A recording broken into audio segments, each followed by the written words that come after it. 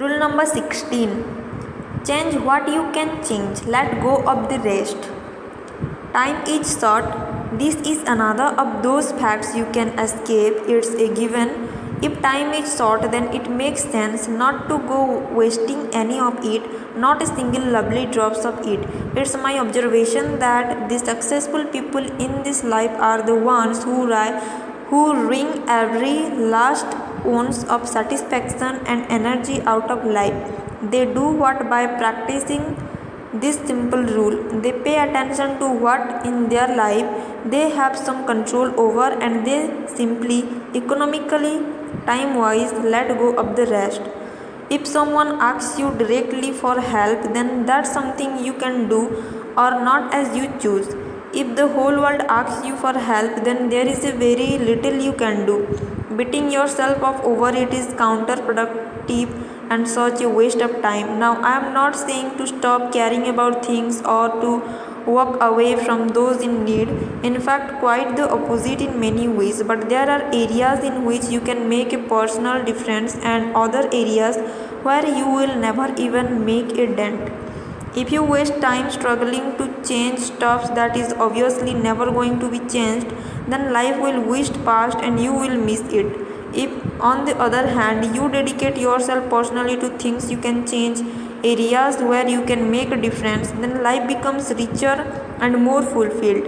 And the more rich it is, curiously, the more time you seem to have.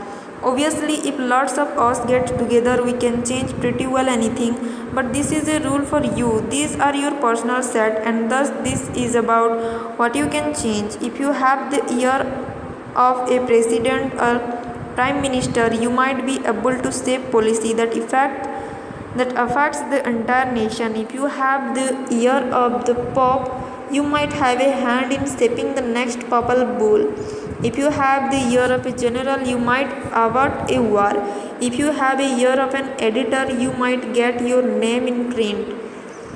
If you have a ear of the head waiter, you might get the best table, and so on and so on. So, whose ear have you got? What influence do you have, and what change can you effect by using that influence? Often, the only ear we have is our own. The only definite influence we have is over ourselves.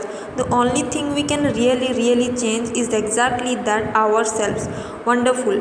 What an opportunity to do some good, what a chance to make a real contribution. Begin with ourselves and let it spread outwards. This way, we don't have to waste time preaching to those who won't listen.